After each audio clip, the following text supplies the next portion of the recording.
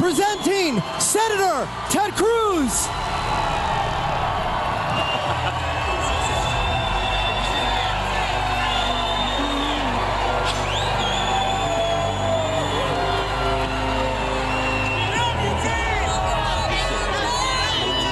Thank you so much. Thank you. Thank you so much. Thank you so much.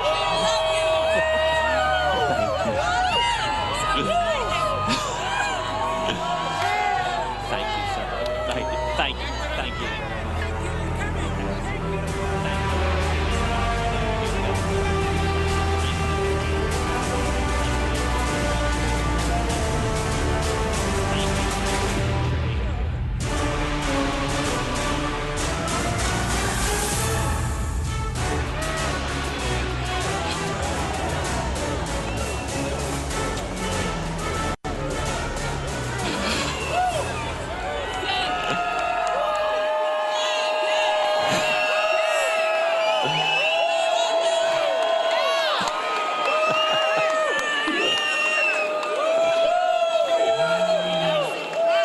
Wow!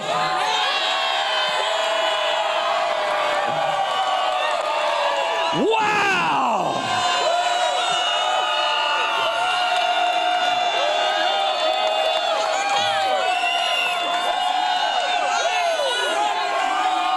God bless the great state of Florida. Florida is alive and rocking.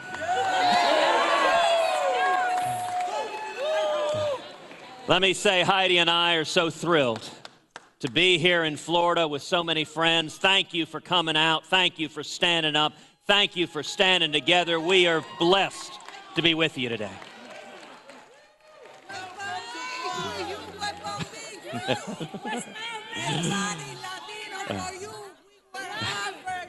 Gracias.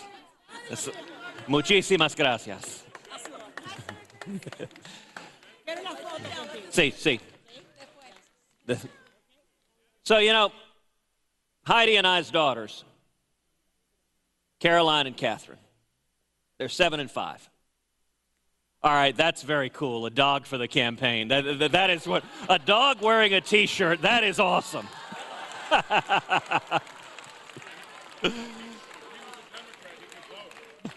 And this gentleman just pointed out if we were Democrats, he could vote.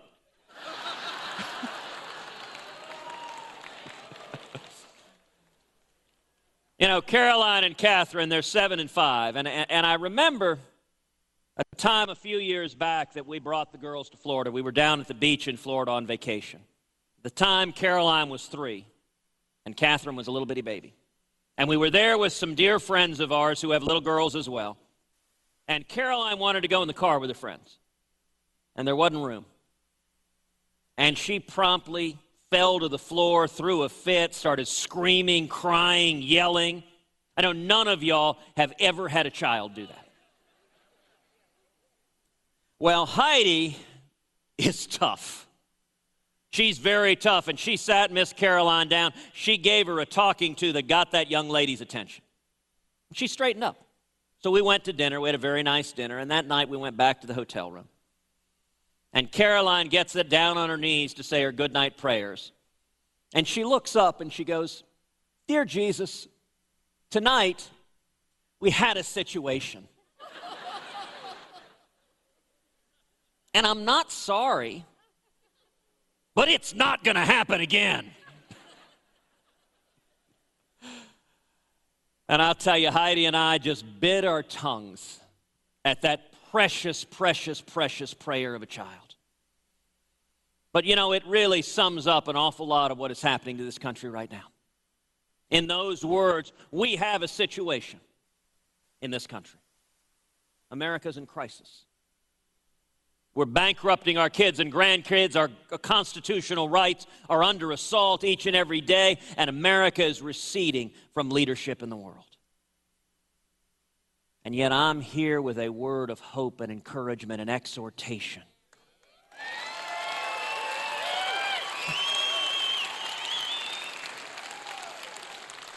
America is waking up.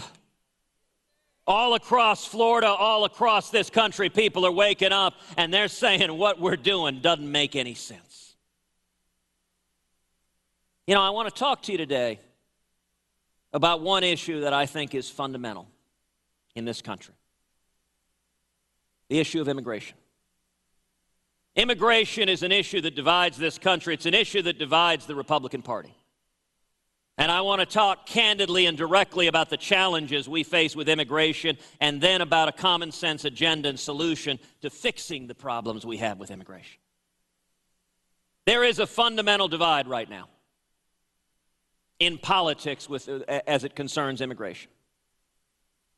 In Washington, there is this unholy alliance between K Street and Wall Street. The giant corporations, their view of illegal immigration and amnesty is it's great. It's cheap labor. You drive down labor prices, makes everything cheaper for them. They think it's fantastic. And the sad reality is you have in Washington what I've called the Washington cartel. Career politicians in both parties that get in bed with lobbyists and special interests and grow and grow and grow government. And the Washington cartel is in complete agreement, complete harmony over amnesty. Because from their perspective, it is all upside. And so you see the Democrats pressing for more and more illegal immigration and more amnesty, and you see a whole lot of establishment Republicans saying, that sounds great to us because the same people are writing us checks too. And the people being left behind are the working men and women. The people being left behind are the legal immigrants. The people being left behind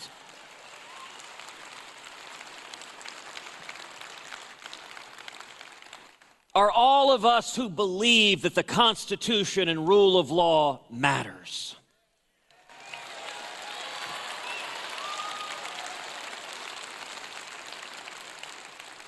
Listen, one reason why the establishment Republicans, why the Washington cartel is not troubled by illegal immigration, is not troubled by amnesty, is that none of them are losing their jobs to an illegal immigrant. It doesn't impact them, you know, as I've observed a number of times. This issue would be fundamentally different if you had a whole bunch of lawyers and bankers swimming the Rio Grande.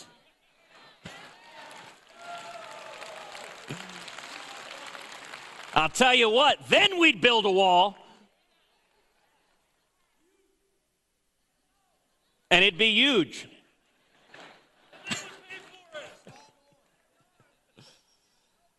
Listen, the common sense principles that most of us understand, that most Americans agree with on immigration, they're not complicated. It's legal, good, illegal, bad.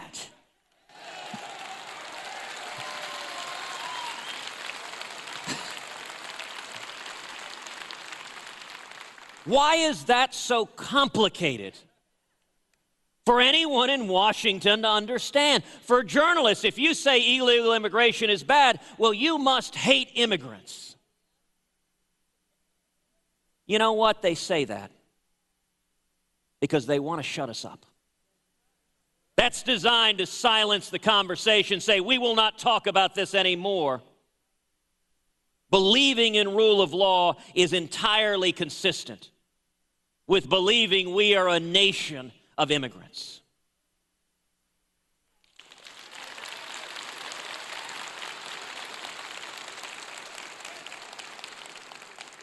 As you know, I am the son of an immigrant who came legally from Cuba 58 years ago.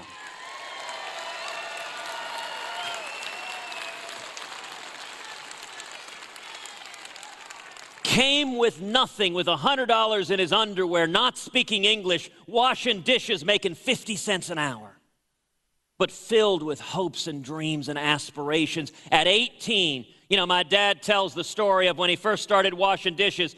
Now, why did he get that job? He got that job because you didn't have to speak English to take a dish, stick it under a hot water, and scrub it. You could do that in any language. But they had these big rubber gloves they told him to wear. He put on the gloves, and within about 2 minutes, hot water went down the gloves and was scalding his arms.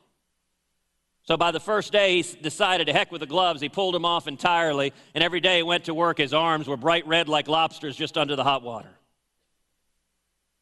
But you know, that experience, every one of us has that experience. That's who we are. We are all the children of those who risked everything for freedom.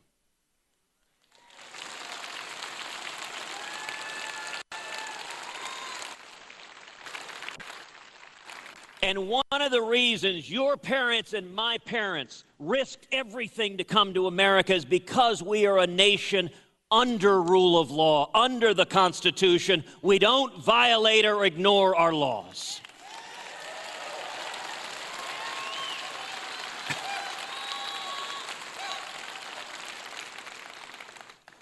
As you know, I represent the state of Texas. We've got roughly 1,200 miles of border on our southern border. You know, the media doesn't like to talk about the problems from illegal immigration. They don't like to talk about the crime as people cross the borders and commit crimes, and we don't know who's coming in. The media doesn't like to talk about the national security threats as you have countries that are serious threats with their nationals crossing the southern border that we don't know who they are, we don't know where they're coming from, whether it is ISIS or Ebola.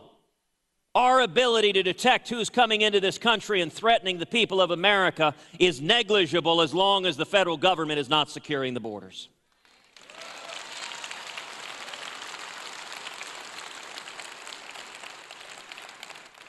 You look at the impact on jobs. Today we have the lowest percentage of Americans working than any year since 1977. You know, just earlier today in Florida, I was visiting with a gentleman, the CEO of a cookie company. He described, you know, people like to talk about jobs Americans won't do. He described an interesting experience they had in their factory in the mid-1990s when welfare reform went through. When suddenly there was a requirement that you go and seek a job, he said suddenly they had people lining up at the factory, wanting to work at the factory because of welfare reform was lifting them out of poverty and getting them back on their own feet.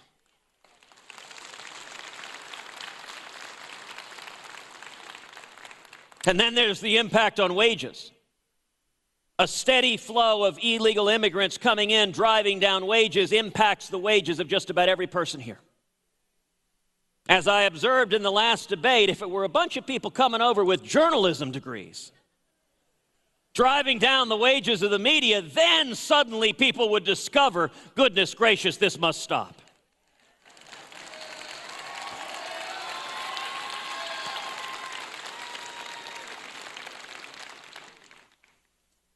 And yet, it was interesting. This debate, I think this debate this week was the best debate we've seen.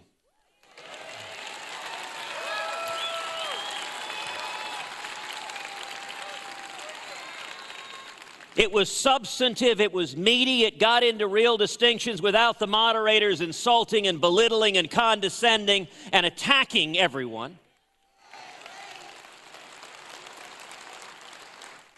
But we saw a real divide on substance and issues. And none was starker than fairly early on in the debate when candidate after candidate began to compose an epic poem in support of amnesty, explaining how compassionate and loving it is to grant amnesty. I got to tell you, as I was standing there, I suspect my reaction was the same as yours, which my head was exploding. There is nothing compassionate about a politician saying, I'm so compassionate, I'm willing to give away your job.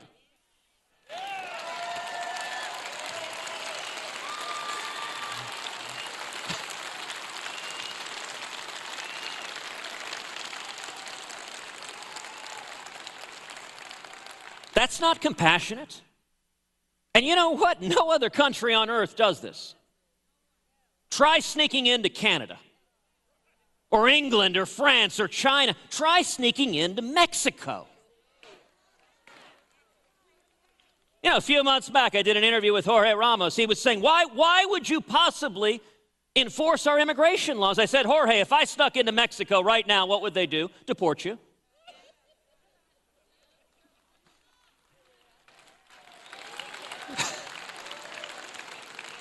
Do our laws not deserve the same respect as every other country on earth?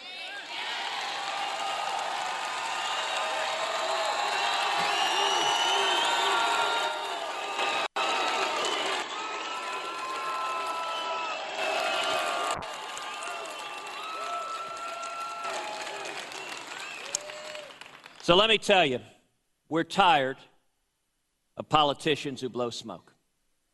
Enough talk. We're going to solve this problem.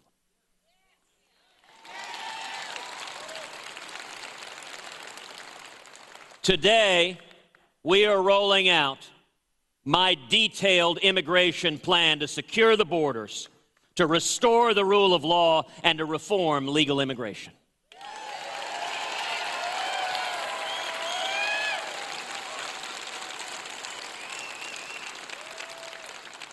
It's easy to talk in generalities, but the rubber meets the road on the specifics of what each candidate is willing to do to actually solve this problem. Let's start with securing the border.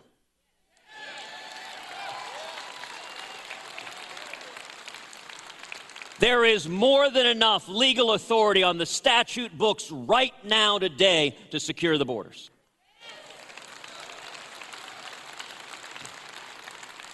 The problem is political will. We've had Democrats and Republicans unwilling to actually get the job done. I give you my solemn word today. If I am elected president, we will secure the border.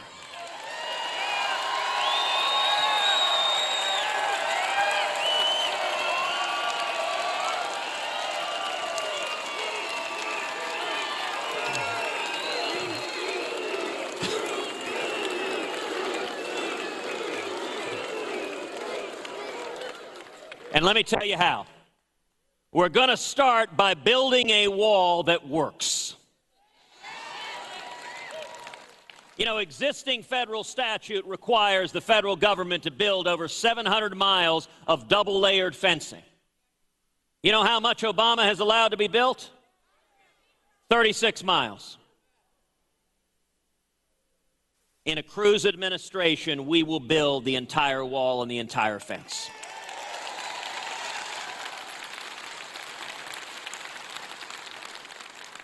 You know, when you spend time on the border, as I've done, when you visit with law enforcement down there, you ask what's most effective. They tell you over and over again, boots on the ground. Nothing is more important than boots on the ground. We will triple the U.S. Border Patrol.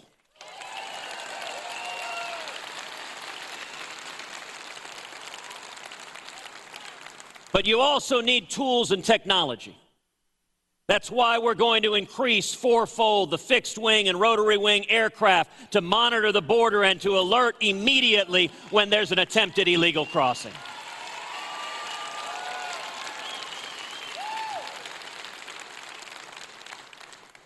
Beyond that, we're going to put in place a strong e-verify system so you cannot get a job without proving you're here legally.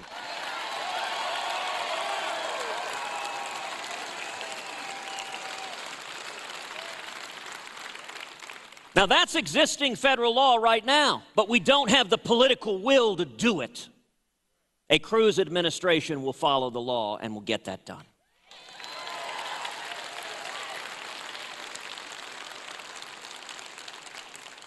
We will also put in place a biometric exit-entry system on visas. Right now, about 40% of illegal immigration comes from visa overstays.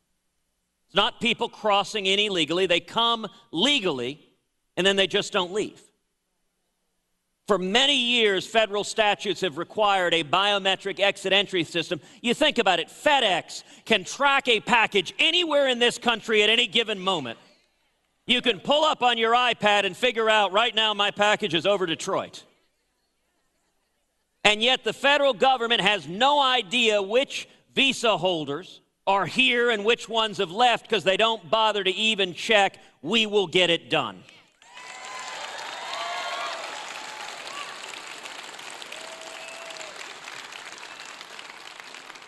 And we will also work cooperatively with the state and local law enforcement, empowering them not as enemies but as partners in enforcing federal immigration law.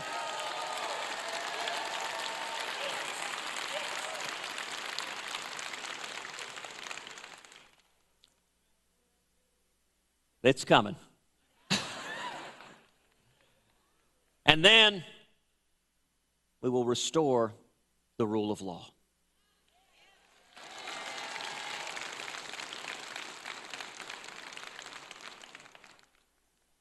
Barack Obama has put into place 20 lawless and illegal memoranda and executive orders on amnesty.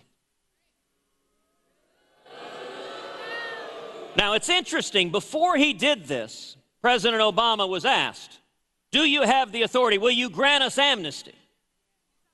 And his response, he said, "I am not an emperor. I don't have that authority under the Constitution. I can't ignore federal immigration law." Well, just a few months later, I guess as the election was approaching, under his own terms, apparently, he became an emperor.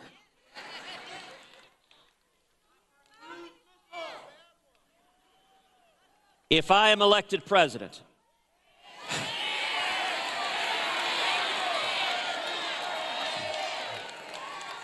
on the first day in office, I will rescind every single illegal and unconstitutional executive action.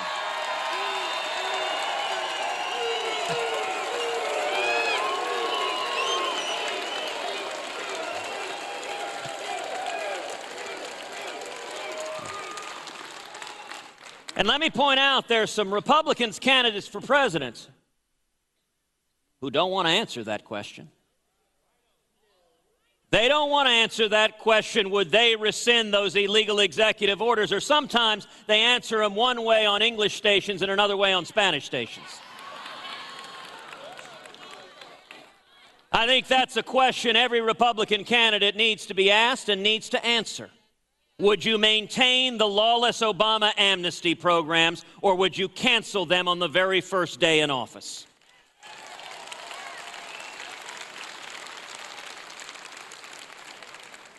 And we need to end the amnesty slush funds right now.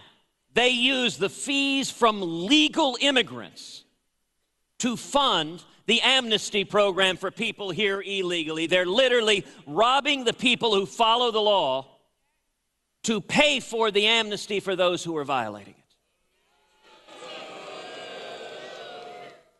We are going to restore our enforcement capacity, and we are going to end catch and release.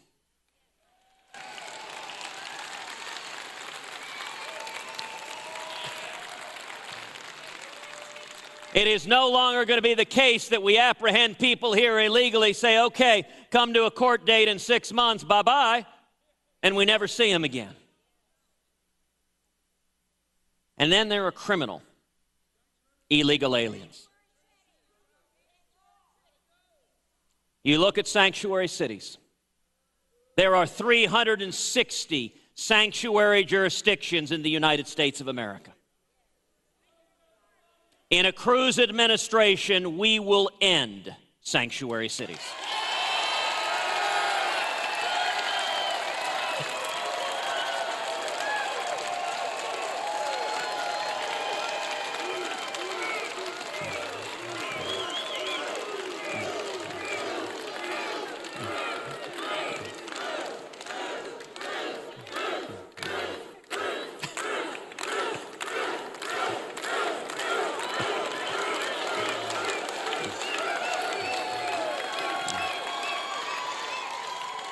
And let me tell you how. Each of those jurisdictions is powerfully dependent on federal funds. Like little piglets suckling. A Cruz administration will say to any jurisdiction, if you are defying federal immigration law, if you are refusing to honor federal detainers, your federal money is cut off.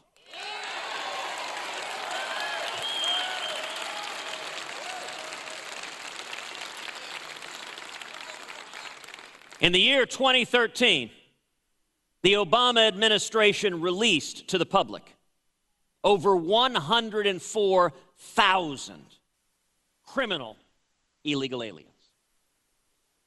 Released them. Among those were 193 murderers. Illegal aliens with homicide convictions that they released to the public. Among those were roughly 400 with sexual assault convictions. Among those were over 16,000 with drunk driving convictions. You know, a couple of months ago, the head of Obama's immigration enforcement was testifying in front of the Judiciary Committee. And I asked her a few gentle questions. In particular, I asked her, I said, how many murderers did the Obama administration release this week? I don't know, is what she said. How many rapists? I don't know. How many drunk drivers? I don't know. In a Cruz administration, the answers to those questions will be 0, 0, and 0.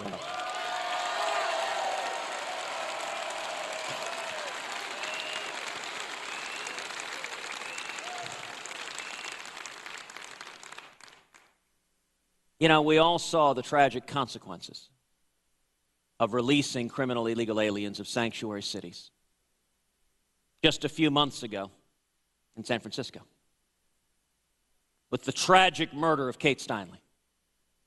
Beautiful young lady walking on the pier with her dad, having a beautiful evening, minding her own business. Has the president even ever uttered her name? The president has plenty of time for Ahmed the Clock Kid, but no time for Kate Steinle. If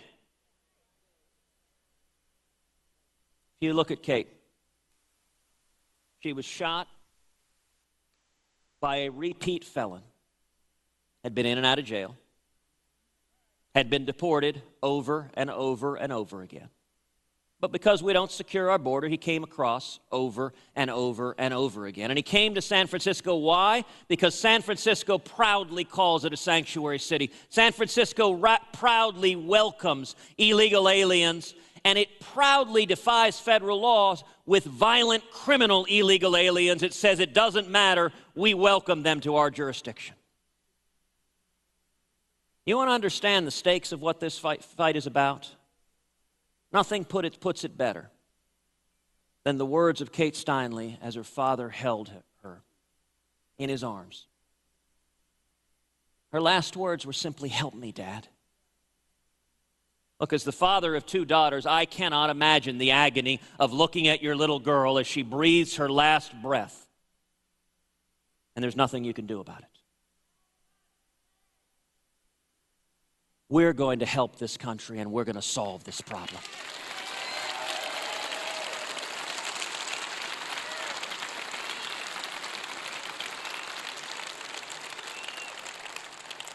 You know, just last week, I tried once again in the U.S. Senate to pass Kate's Law.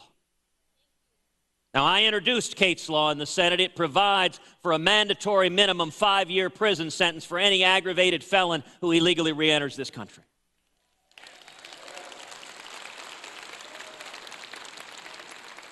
Now, when I tried to pass it in the Senate, Harry Reid and the Democrats stood up and objected. And Harry Reid said, well, the problem with it is it's too expensive. Help me on this. When has Harry Reid ever thought anything was too expensive? This is a man who has overseen Barack Obama building $18 trillion in national debt, and he says it's too expensive to lock up murderers and rapists. And then the second thing he said is anti-immigrant. Now, I'll tell you my response. I said, you know, the Democratic leader just said it's anti-immigrant to want to lock up murderers and rapists as the son of an immigrant who came legally to this country. Let me tell you, that's offensive.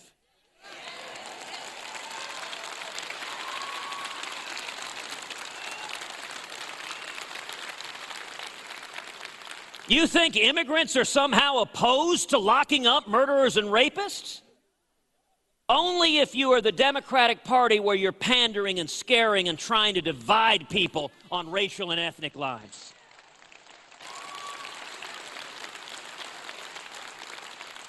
Every single one of us wants to protect our kids, and every single one of us should agree that murderers like Kate Steinle's murderer, if he'd been locked in jail, Kate Steinle would still be alive today.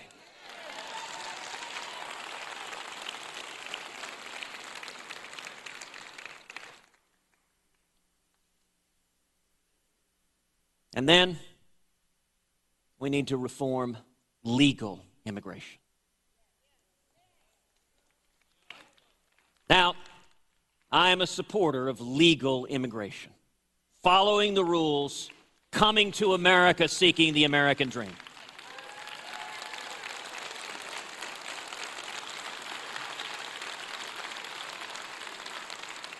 But legal immigration needs to be structured so that it serves America's needs, so it benefits our nation rather than undermining our nation. That's why I'm calling for changing the legal immigration system to focus on skills, bringing in high-skilled workers who can create jobs and add to the economy and create economic opportunity for everyone.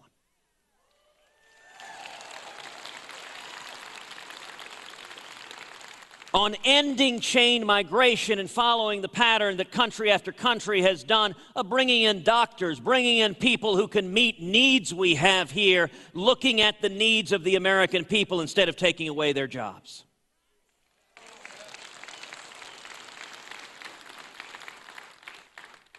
It is also well past time that we enforce the public charge doctrine. What is the public charge doctrine? It is existing law that says you cannot come legally to this country unless you and your sponsor can certify you will not become a public charge. You will not become dependent on the government.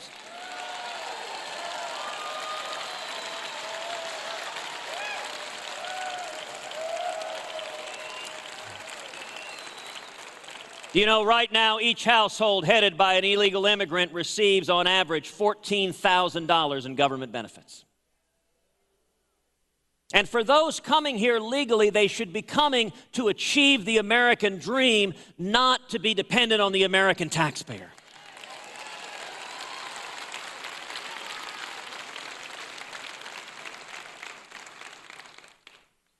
Related to that, very few countries on earth have the laws we have here that says any child born on this soil, whether or not their parents are here legally or not, is given one of the most precious and incredible gifts imaginable, automatic U.S. citizenship. It is well past time to end birthright citizenship.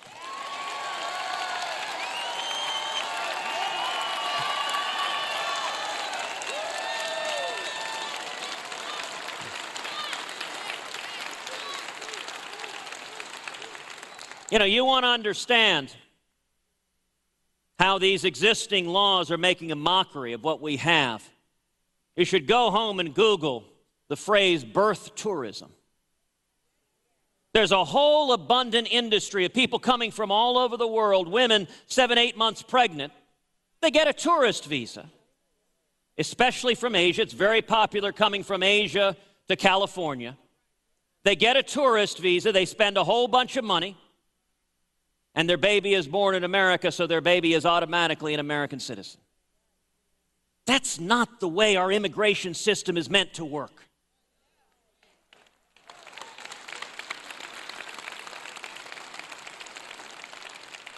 If someone wants to come to this country, we have laws set up that you go and apply, and you go and demonstrate you won't be a public charge, and you go and demonstrate you have the skills to add to the economy. We welcome people from all over the world, but we shouldn't welcome people defying and gaming our laws.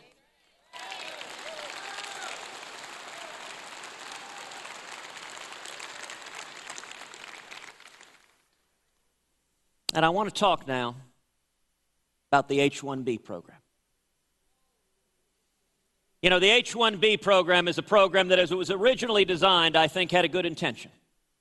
As it was originally designed, it was designed to bring in very high-skilled workers, to bring in computer scientists, to bring in PhD engineers that would generate economic growth and jobs. And as it was designed, it is a program that I have supported, and if it operated that way, I would continue to support. But all of us have been stunned by report after report after report of giant companies abusing the H-1B program. Here in Orlando, you've seen firsthand Disney not bringing in PhD computer scientists, but bringing in relatively low-skilled IT workers, bringing them in order to lay off American workers, and then the final indignity, forcing the American workers to train their foreign replacements on the way out.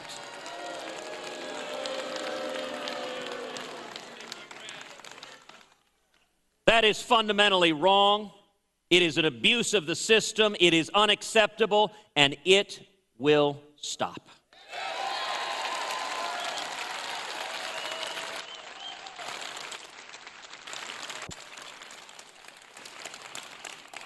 Accordingly, in a Cruz administration, I will immediately suspend the H-1B program for 180 days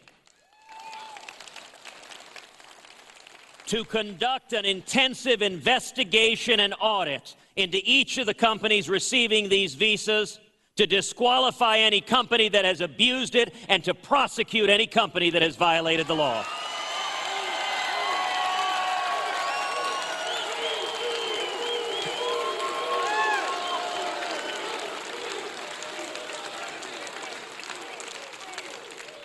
And let me tell you, this is another manifestation of the Obama lawlessness. Amnesty for those here illegally is one aspect of lawlessness. But another aspect of lawlessness is the fact that the Obama Department of Labor does nothing for giant companies that are making a mockery of our immigration laws and are firing American workers wrongly. Now, for any companies that might be thinking you've got another year of get out of jail free under the Obama administration, let me point out to you, change is coming on January 20th, 2017.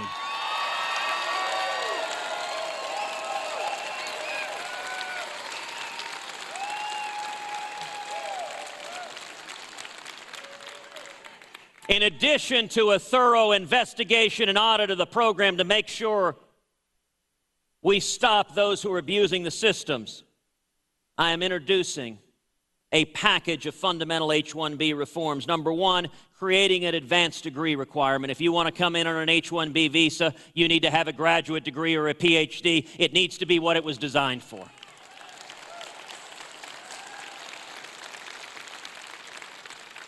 With a preference for American universities and standards to ensure you don't have foreign diploma mills that are gaming the system. Creating a statutory cooling off period. So if you bring in H-1B workers, you can't lay off American workers for a period of time after that. You're not allowed to trade one for the other.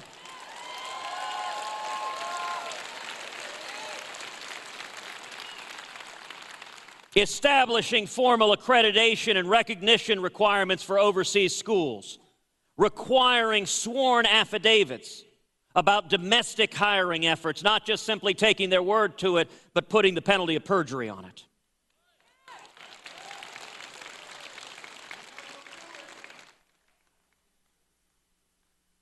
And then, we look at our refugee programs. Listen, when it comes to asylum and refugees, this is an issue that's personal to me.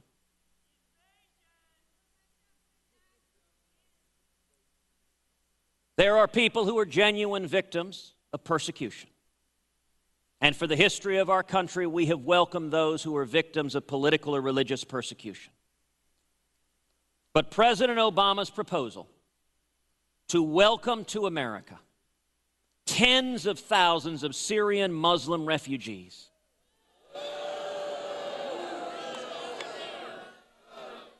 makes no sense whatsoever. You know, we're seeing the refugees streaming into Europe.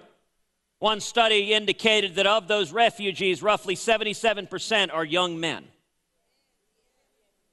Now, that is an unusual demographic profile for a refugee wave.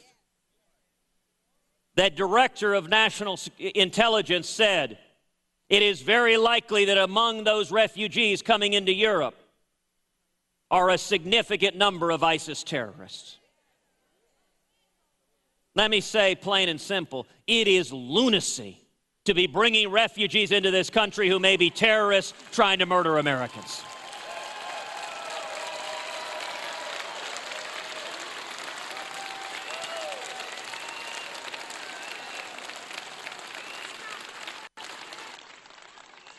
You know, not too long ago, the State Department met with a number of senators talking about the Syrian refugee crisis. And one of the senators asked them, they said, what percentage of the refugees you're letting into America right now are Christian? 3%. Christians are facing right now persecution and an attempted genocide by ISIS. They are being crucified, they're being beheaded, they are being systematically targeted, and America needs to stand up and be a beacon of hope to persecuted Christians across the globe.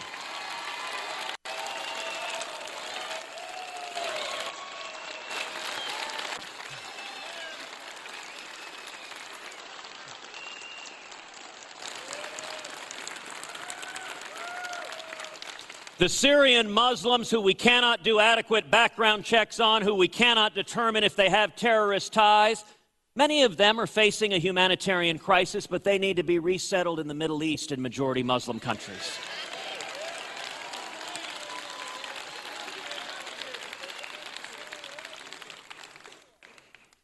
And when we do that, we can focus our immigration system on making the legal immigration system work better. We can take the funds that the Obama administration is siphoning away from legal immigration to fund amnesty. We can put it back in the legal immigration system.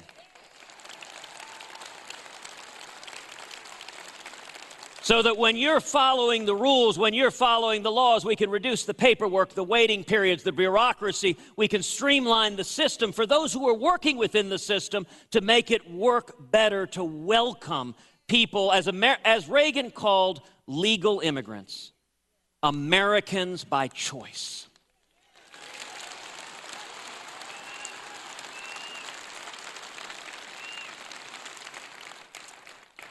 You know, 8 years ago, President Obama told us that he wanted to fundamentally transform this country. A lot of folks in the media dismiss that as empty campaign rhetoric. Let me tell you, President Obama meant every word of it. And I will tell you, one of the most powerful tools that he is using to try to fundamentally transform this country is allowing unlimited illegal immigration combined with amnesty. To let in millions and tens of millions of people here illegally and then try to make them U.S. citizens, that is the transformation that he's trying to do to this country.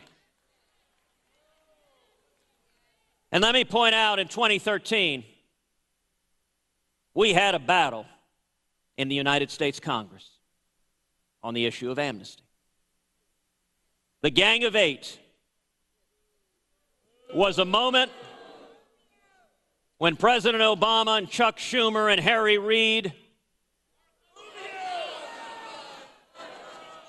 and maybe a Republican or two joined together to try to push through a massive amnesty plan. Now, some of those politicians today regret having done so. But let me tell you, that moment, that battle was, as Ronald Reagan would say, a time for choosing.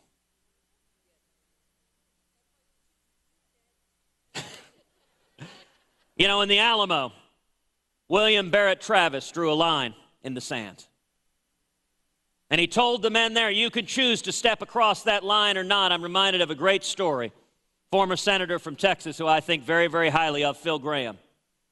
When he was fighting for Reagan's tax cut in the early 80s, he was a Democrat at the time. He was trying to get other conservative Democrats to support Reagan's tax cut. And he told the story of Travis drawing a line in the sand. And these other conservative Democrats, they said, but Phil, everyone who stepped across that line, they died. And Phil said, yeah, that's right, they did. And everyone who didn't step across that line, they died too. And we don't remember their names.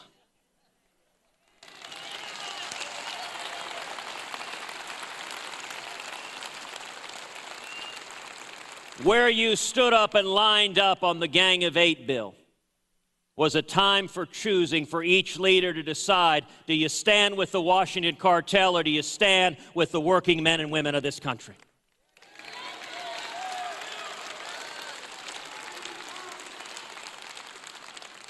And I give you my word as president, I will always, always, always stand with the working men and women of this country.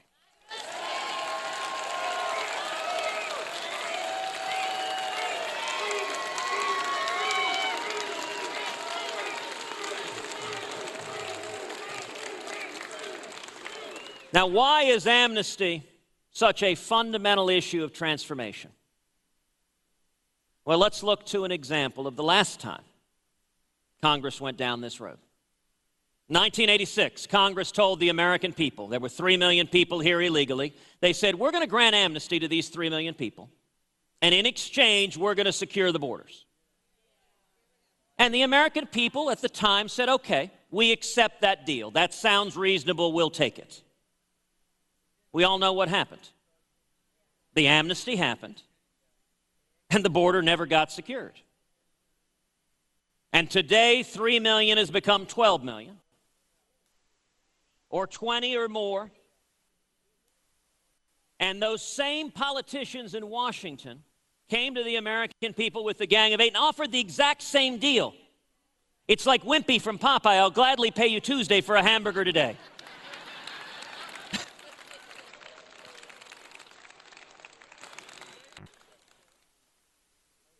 Yeah, young people are going to have to look up to see what Popeye is.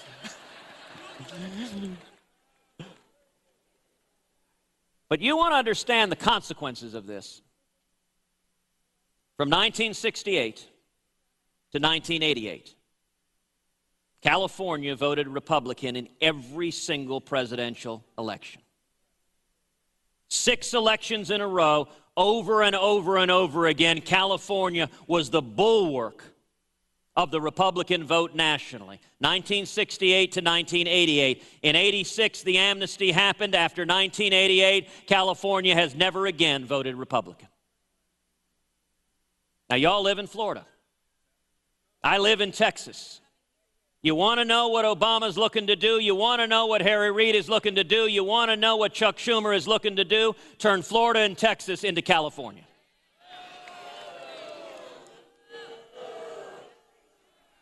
Now, that does make someone pause for a second and think, what Republican in their right mind would support that?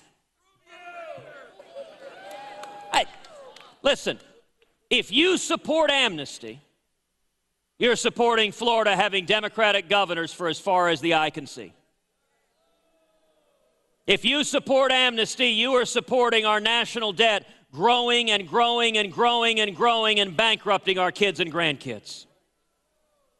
If you support amnesty, you're supporting the Democratic Party's assault on religious liberty, assault on our Second Amendment, assault on our privacy.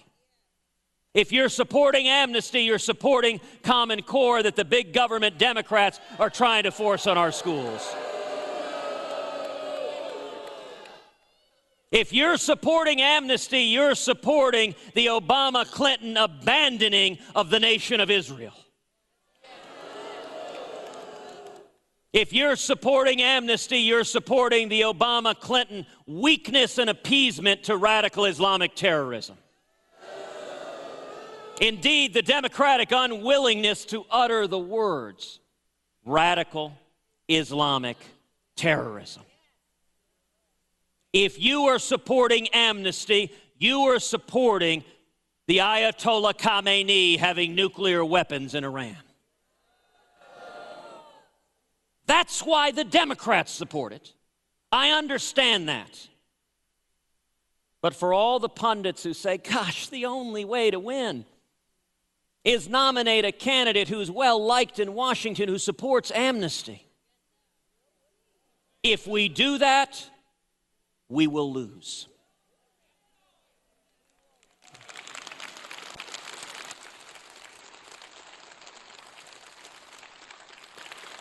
Yesterday, when I was in the Newark airport, a man walked up to me.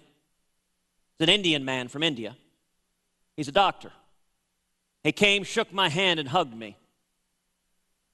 He said, I came to America legally. He said, it took me over 10 years. Cost me thousands of dollars. I paid lawyers. I waited in line. I wanted to come to America. I practice medicine now in America. He said, thank you for standing for legal immigrants like me who follow the rules and believe in America.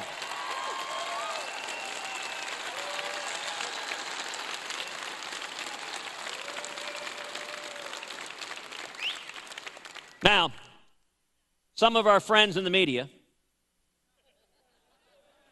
I use that term loosely, will describe a serious plan to secure the border and solve this problem as somehow anti-immigrant. Now, oddly enough, they don't think it's anti-immigrant when Harry Reid stands on the Senate floor and says every immigrant will be offended by trying to lock up murderers and rapists. That's offensive when you, the Democratic leader, believe all immigrants agree with the murderers and rapists. This is common sense. This is who we are as an American people. We can make this work. We know how to solve these problems. What is missing is the political will to get it done. The strength of our campaign is here today. It is the men and women across this country. It is the grassroots army that is coming together and standing together to say no more.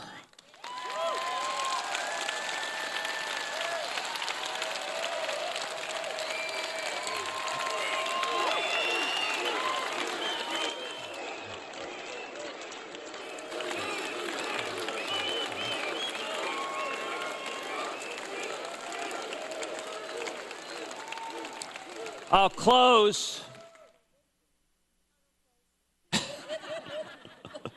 That's a much better response. You know, every speaker lives in terror that you'll be talking, say the word in conclusion, and everyone cheers.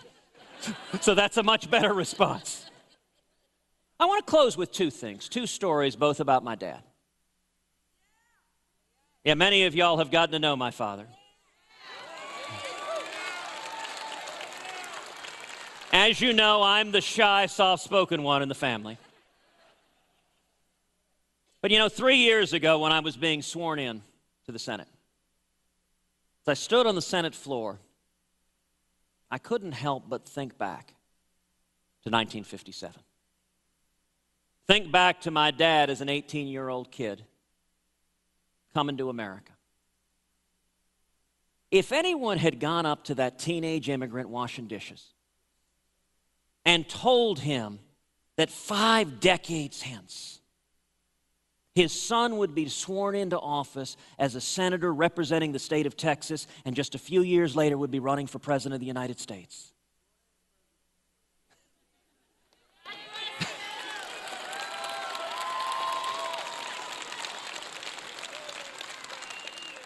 That 18-year-old kid never could have believed, never could have imagined that to be possible.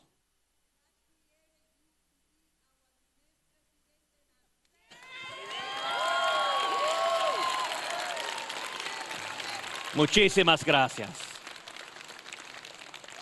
And yet, as I stood on the Senate floor with my hand on my dad's Bible, up in the Senate gallery looking down was my father with tears streaming down his face. It's one very, very small example of the incredible promise of America. No nation in the history of the world has allowed so many millions of people to come with nothing and achieve anything.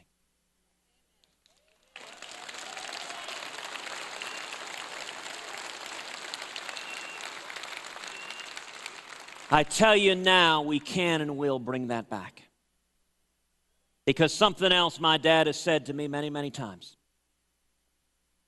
He said, I saw my freedom taken away from me once, and I'll be damned if I let it happen to me again.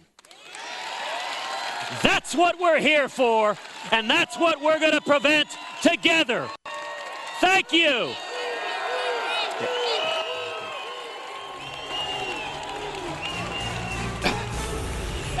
Sure, absolutely. I love you. God bless you. Ladies and gentlemen, Senator Ted Cruz.